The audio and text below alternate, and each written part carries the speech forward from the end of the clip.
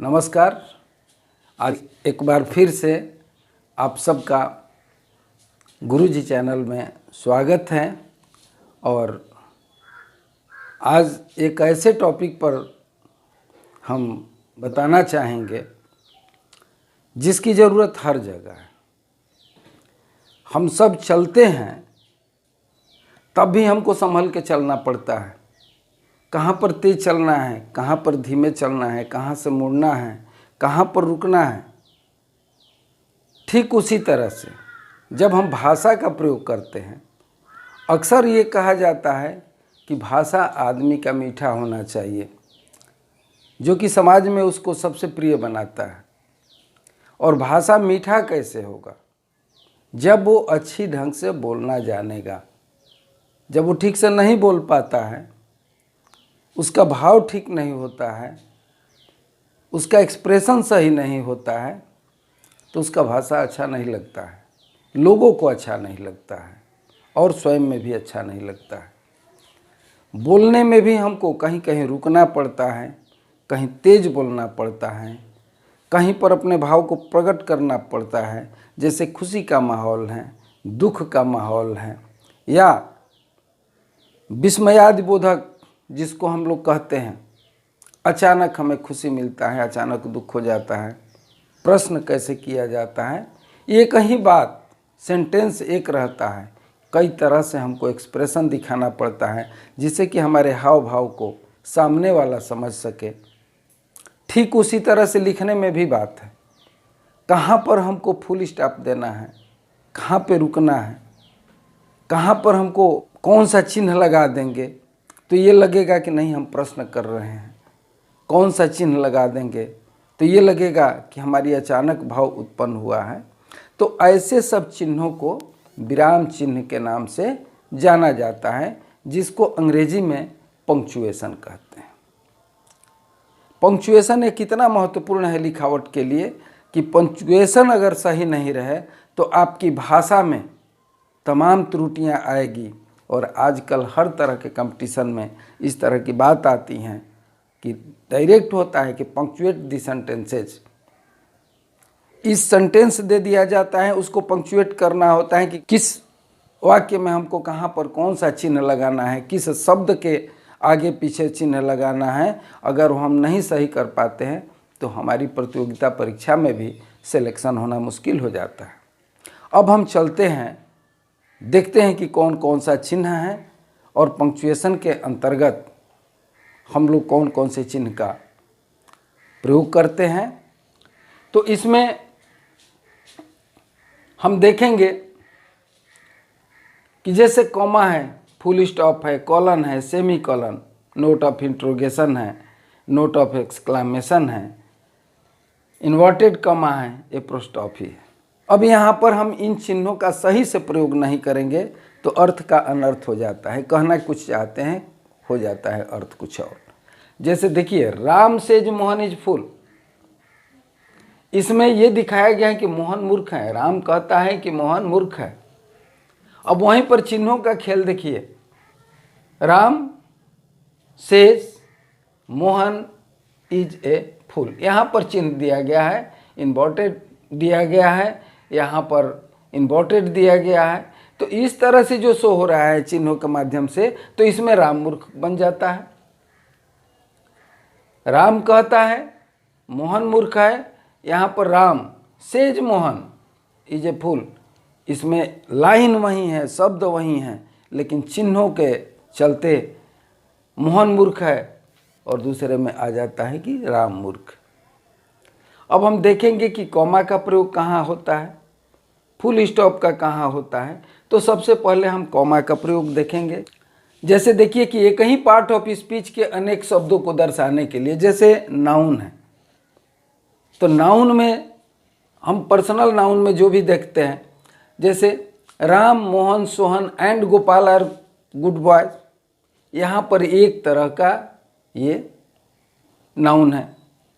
राम मोहन सब व्यक्ति विशेष का नाम लिखा गया है और ये कहा जा रहा है कि सभी अच्छे लड़के हैं। तो यहाँ पर जब राम लिखे वहाँ पर कॉमा देना है, मोहन लिखे कॉमा देना है, सोहन एंड गोपाल। तो यहाँ पर अलग अलग हमको दर्शाने के लिए ये कॉमा का प्रयोग करना पड़ा। अब देखिए दूसरा है वोकेटिव केस में संबोधन कारक। वोकेटिव केस के अंतर्गत क्या है, उदाहरण से हम देखते हैं Radha look at this picture. हम लोग सामने वाले को ये इंगित करते हैं कि Radha look at this picture, चाहे Mohan look at this clock. अब हम किसी चीज को दिखाने के लिए उसको संबोधित करते हैं कि इधर देखो, तो वहां पर जिसका नाम हम लेते हैं उसके बगल में कमा का प्रयोग करना होता है, बाकी सेंटेंस उसके आगे लगा देते हैं। अब होता है डायरेक्ट स्पीच के पहले, नरेशन में आप डायरेक्ट और इनडायरेक्ट स्पीच आप पढ़ते हैं, तो यहाँ पर डायरेक्ट स्पीच होता है राम सेज कॉमा और इन्वर्टेड कॉमा में सारी बात हम लिख देते हैं कि he is playing football. Ram कहता है कि वह फुटबॉल खेल रहा है, लेकिन यहाँ जो राम सेज इसको अलग करने के लिए, उससे अलग दिखाने के लिए हम क्या करते हैं, कमा का प्रयोग करते हैं। अब देखते हैं दो वाक्यों को अलग अलग दर्शाने के लिए भी कमा का प्रयोग हो जाता है। जैसे है कृष्णा वाज रिच दो सुदामा वाज पुअर। कृष्ण धनी है बट सुदामा पुअर हैं, और दोनों को अलग अलग शो करने के लिए हमें क्या करना पड़ा, कमा, एक सेंटेंस के बाद कमा देना पड़ता है। उसी तरह से पार्टिसिपल के साथ भी ऐसा होता है, having taken his meal Ram went to Patna, यानी खाना खाने के बाद राम कहाँ गया, पटना गया। तो यहाँ पर पहले सेंटेंस के बाद हमको कमा देना पड़ा। तो इस तरह से हम देखते हैं कि कमा का प्रयोग हम कहाँ कहाँ करते हैं। अब हम चलते हैं फुल स्टॉप पे। फुल स्टॉप का प्रयोग देखेंगे, इसमें दो तरह के सेंटेंस को छोड़कर इंट्रोगेटिव और एक्सक्लामेटरी सेंटेंस जो है इसको छोड़ करके अन्य सभी सेंटेंस के अंत में फुल स्टॉप का हम प्रयोग करते हैं। जैसे अगर हम कहेंगे दिस इज ए बुक,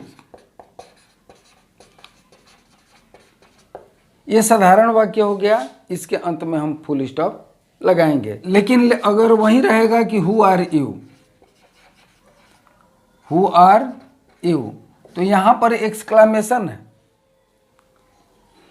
प्रश्नवाचक हो गया, एक्सक्लामेशन है, और ओह ही इज सैड। अब यहां पर जो एक्सक्लामेशन का हमने चिन्ह दिया, अगर ऐसा है तो इसको हम सफा कर देते हैं और यहाँ पर सामान्य वाक्य होता है, जैसे दिस इज ए बुक है, यू आर ए बॉय है, तो इन सब वाक्यों के अंत में हम फुल स्टॉप का प्रयोग करते हैं। अब उसके आगे हम देखते हैं कि संक्षिप्त, जो शब्दों का संक्षिप्त होता है, एब्रेविएशन होता है, उसके बाद, उस फॉर्म के बाद हम फुल स्टॉप का प्रयोग करते हैं। जैसे एम में लिखेंगे तो एम डॉट ए यहाँ पर, और यहाँ पर हमने फुल स्टॉप का प्रयोग किया। जैसे कि ये तो कई है, लेकिन अगर एक का एम में लिखना होगा तो ऐसे लिख करके इतना ही नहीं छोड़ेंगे, बल्कि इसके अंत में फुल स्टॉप देंगे। बी ए लिखना है तो बी लिख करके ए लिखेंगे, फिर फुल स्टॉप देंगे, और बीच में अगर एक सिरे से हम लिखते जाएंगे तो इसके बीच में सेमी कॉलन का प्रयोग हम करते जाते हैं। अब आते हैं कॉलन का प्रयोग हम करते हैं। प्रयोग कॉलन का होता है, उसमें हम सामान्यतः गणना के लिए करते हैं। इसका प्रयोग जो है कॉलन का गणना के लिए होता है। जैसे I have read following books, और यहाँ पर हमने कॉलन का प्रयोग दे दिया। अब इसके आगे जो जो पुस्तक हमने पढ़ा है, जैसे मान लीजिए कि ओथेलो पढ़ा है तो ओथेलो हम लिखेंगे, गबन पढ़ा है तो गबन हम लिखेंगे। लेकिन पहला जो सेंटेंस हम गणना कर रहे हैं कि I have read following books, हमने अमुक तरह के पुस्तक पढ़े हैं, तो यहाँ पर हमने कॉलन का प्रयोग किया। अब हम आते हैं सेमीकोलन का प्रयोग देखते हैं। कॉमा की अपेक्षा, जैसे दो सेंटेंस को हमें बोलना है तो कमा कम समय रुकने के लिए, अगर हमको फुल स्टॉप होता है तो पूरा समय हम रुक जाते हैं, लेकिन कमा का प्रयोग वहाँ होता है जहाँ पर कि हमें अल्प विराम उसको देना होता है, कमा देना पड़ता है। तो उससे कुछ ज़्यादा देर तक हम जब रुकते हैं तो हम सेमीकोलन का चिन्ह का प्रयोग करते हैं। सेमीकोलन का चिन्ह क्या है? एक बिंदी और फिर ये कॉमा, ये है सेमीकोलन। अब इसका प्रयोग हम कैसे करते हैं कि आई हैव 20 काउज, यहाँ पर एक सेंटेंस हो गया हमारा, आई हैव 20 काउज, हमने शो कर दिया, लेकिन कुछ देर तक रुकेंगे, फिर हम कहेंगे कि 10 of them are black and rest are white. अब यहाँ पर एक सेंटेंस तो हो गया कि आई हैव 20 काउज, फिर हमको रुकना पड़ेगा क्योंकि अपनी भावना को व्यक्त करना है। फिर हम कहेंगे 20 of them are black and rest are white. तो इस तरह से हम सेमीकोलन का प्रयोग करते हैं। चलते हैं अगले उदाहरण की तरफ। जैसे 5वां है note of interrogation. Note of interrogation का मतलब हो गया प्रश्न सूचक चिन्ह, जिसका सिंबल ये है।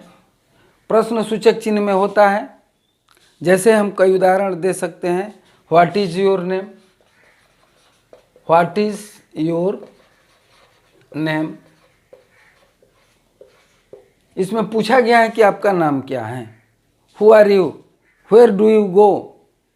इस तरह से जिस सेंटेंस के माध्यम से ये पता चल जाए कि हम प्रश्न पूछ रहे हैं, तो उस सेंटेंस के आगे जहाँ पर प्रश्नवाचक सेंटेंस हम करते हैं तो वहाँ पर हम नोट ऑफ इंट्रोगेशन का प्रयोग करते हैं।